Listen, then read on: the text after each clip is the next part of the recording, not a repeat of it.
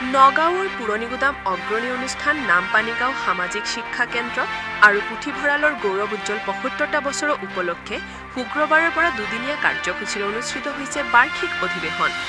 নৱপ্ৰজন্মৰ মাজত গ্ৰাম্য পুথিভঁৰালৰ আন্দোলনৰ উদ্দেশ্যে গ্ৰাম্য পুথিভঁৰালসমূহৰ গ্ৰন্থ পঢ়াৰ প্ৰয়োজনীয়তাৰ সন্দৰ্ভত এক ব্যতিক্ৰমী পদক্ষেপ গ্ৰহণ কৰে নামপানীগাঁও সামাজিক শিক্ষা কেন্দ্ৰ আৰু পুথিভঁৰালৰ বিষয়ববীয়াসকলে। আগন্তুক বৰ্ষৰে পৰাই অগ্ৰণী অনুষ্ঠানটোৱে কণ শিশুসকলৰ লগতে অন্যান্য যুৱক-যুৱতীসকলৰ বাবে আৰম্ভ কৰিব কিতাপ পঢ়াৰ আন্দোলন।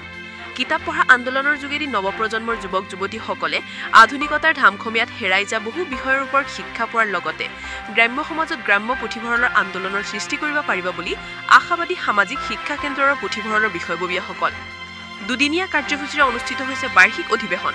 অনুষ্ঠানত উপস্থিত থাকে পুৰণিগুদামৰ বটবৃক্ষ চৌৰ যুগল চন্দ্ৰ দেৱ গোস্বামী, জ্যেষ্ঠ সাংবাদিক ফণীন্দ্ৰনাথ গায়ন, অৱসৰপ্ৰাপ্ত শিক্ষক কুলীন হাজৰিকা, অগপৰ জ্যেষ্ঠ নেতা তথা প্ৰাক্তন মন্ত্ৰী গিৰীন্দ্ৰ কুমাৰ বৰুৱাকে ধৰি নগাঁৱৰ বহুকেইটা সামাজিক অনুষ্ঠানৰ বিষয়ববীয়াসকল। নগাঁৱৰ পৰা বিভূতি বৰাৰ প্ৰতিবেদন। পুথিভঁৰালৰ ইতিহাসত এটা বহু উল্লেখযোগ্য দিন, কাৰণ ৭৫ বছৰ ভৰি দিলে অনুষ্ঠানটোৱে।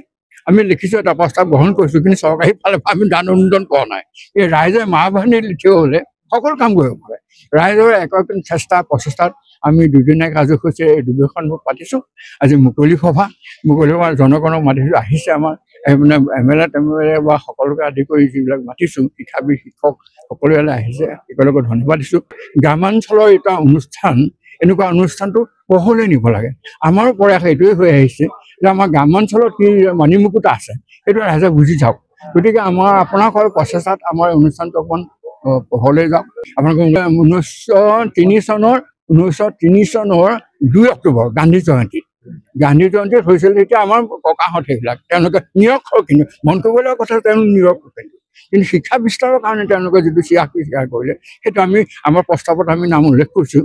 আমি সকলোৱে পাতি থোৱা ঘৰটোহে অকণমান আহল বহল কৰিছোঁ, কিন্তু মূলতঃ যিখিনি গোটাটো পুতিলে সেইখনক স্বনামধন্য কৰোঁ। আমি তেওঁলোকক কোনদিন পাহৰিব নোৱাৰোঁ। আমি কৃতজ্ঞতাৰে কৰিম আৰু কৰি থাকিম। হয় ছাৰ, আজিকালি দেখিবলৈ পোৱা গৈছে যে গাঁৱৰ ঘৰত যিখিনি পুথিভঁৰাল পূৰ্বতে আছিলে সেই পুথিভঁৰালসমূহ আজিৰ দিনত নোহোৱা হৈ গ'ল, বা সেই পুথিভঁৰালত কিতাপো আজিকালি নাথাকে। সেই সন্দৰ্ভত আপুনি কি দিব গ্ৰাম্যাঞ্চলৰ? গ্ৰাম্যাঞ্চলৰ এইটো কথা হৈছে, কিন্তু এই মানুহবিলাকৰ মানসিকতা আধুনিকতাৰ নামত কিছু আমাৰ যে এইটো চৰ্চা হৈছে, ফণীগান বা কুলীন হাজৰিকাই এই বিষয়ে কৈছে যে আমি মানে আধুনিকতাৰ নামত আমি অতীতটো পাহৰি গৈছোঁ। অতীত পাহৰি গ'লে থেৰু ছিঙিলে জাতীয় ধ্বংসহে হয়, কিন্তু আমি থৰি চিঙাবলৈ বিচৰা নাই। আমি ঐতিহ্য পৰম্পৰা ৰক্ষা কৰি বাৰ্ষিক অধিৱেশন আমি পাতোঁ, কেতিয়াবা জাকজমকৈ, কেতিয়াবা সাধাৰণকৈ ভাবোঁ, কিন্তু আমি ধাৰাবাহিকতা আমি সুন্দৰভাৱে চেষ্টা কৰিছোঁ। আৰু আমাৰ ৰাইজসকল এইখন আমাৰ সৰু গাঁও যে, সেইকাৰণে আমাৰ সমিল মিলাই আমি চলিবলৈ সুবিধা পাওঁ। বৰ বিশেষ হ'লে দিগদাৰ, কিন্তু আমাৰ খুব কোঅপাৰেটিভ চিষ্টেম এটা আছে, সকলোৱে ধনে জনে সহায় কৰে দেই। আমাৰ বিলাসিতা নাই, কিন্তু আমাৰ নামপানীগাঁও সামাজিক শিক্ষা কেন্দ্ৰ আৰু পুথিভঁৰালৰ তৰফৰ পৰা আপোনালোকক অভিনন্দন। কেন্দ্ৰৰ ঐতিহ্য সম্পৰ্কে ইতিমধ্যে আমাৰ সন্মানীয় শ্ৰীযুত যুগল চন্দ্ৰ গোস্বামী ছাৰে আমাক অৱগত কৰাইছে। এতিয়া এটা ডাঙৰ কথা হৈছে যে আপুনি এটা ভাল প্ৰশ্ন কৰিছিলে যে গ্ৰাম্য পুথিভঁৰালবিলাক এটা সময়ত যেনেধৰণে পুথিভঁৰাল আন্দোলন এটা হৈছে, সেইটো এতিয়া বৰ্তমান নোহোৱা হৈ গ'ল। বিশেষতে কিতাপ পঢ়াৰ যিটো প্ৰয়োজনীয়তা এইটো পাহৰি গ'ল। আমি নতুনকৈ আশা কৰিছোঁ নামপানীগাঁও সামাজিক শিক্ষা কেন্দ্ৰত আমি কিতাপ পঢ়াৰ এটা আন্দোলন আমি অহা বৰ্ষত আমি আৰম্ভ কৰিম। ইয়াতে আমাৰ গাঁৱৰ শিশুখিনি আমি ইতিমধ্যে সাধু কিতাপ বা জীৱনীবিলাক, চৰিত্ৰবোধ এনেধৰণৰ কিতাপ আমি আমাৰ লাইব্ৰেৰীত আমি সংগ্ৰহ কৰিছোঁ। সেই কিতাপবিলাক আমি ইয়াতে পাঠ হিচাপে কৰিম। পঢ়াৰ অভ্যাসটো আমি প্ৰথমে ঘৰে ঘৰে নি পঢ়াতকৈ আমি প্ৰতি সপ্তাহত 2 দিনমান 3 দিনমানকৈ আমি পৰৱৰ্তী অহা বৰ্ষত আমি ইয়াত কিতাপ পঢ়াৰ এটা পৰিৱেশ সৃষ্টি কৰিম। আৰু সেই কিতাপ পঢ়াটো আমাৰ এটা মানে ইচ্ছা আছে যে আমি যেনেকৈ নামঘৰত ভাগৱত পাঠ কৰি পেলাই আমি যেনেকৈ সকলোকে আমন্ত্ৰণ কৰি ভাগৱত শুনাওঁ, তেনেকৈ আমি অসমৰ প্ৰখ্যাত গ্ৰন্থকাৰসকলৰ গ্ৰন্থবিলাক এটা প্ৰচেষ্টা কৰিম আমি মুকলিভাৱে পাঠ কৰাৰ। এইটো অসমত এতিয়ালৈকে ক'তো হোৱা নাই।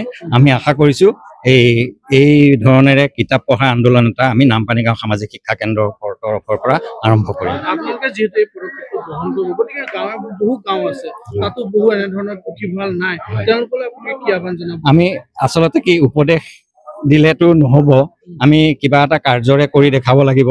আমি যদি এনেধৰণে এটা আৰম্ভ কৰোঁ আৰু আপোনালোকে যদি কথাবিলাক কিতাপ পঢ়াৰ আন্দোলনটো যদি কথাবিলাক প্ৰসাৰ কৰা হয়, তেতিয়া সকলোৱে জানিব। আমিও আমাৰ কাষৰ গাঁওখনৰ পুথিভঁৰাললৈ আমি যাম, নহয় জানো, আৰু অঞ্চলৰ হিচাপে বা কেতিয়াবা আমি জিলা ভিত্তিত যাম। এনেধৰণে আমি কিতাপ পঢ়াৰ আন্দোলনটো আমি কিন্তু আগবঢ়াই নিবই লাগিব। এতিয়া আমাৰ হিয়াৰ আমঠু জুবিন গাৰ্গেও কি কৈছে যে কেৱল গামোচাৰে এটা জাতি জীয়াই বাচি থাকিব নোৱাৰে যদি কিতাপ নাথাকে। গতিকে আজি জুবিন ক্ষেত্ৰতো মানুহক আহ্বান জনোৱা হৈছে যে জুবিন ক্ষেত্ৰত এটা জনহিতৈষী পুথিভঁৰালৰ কাৰণে সকলোৱে এখন এখনকৈ কিতাপ দিয়ক।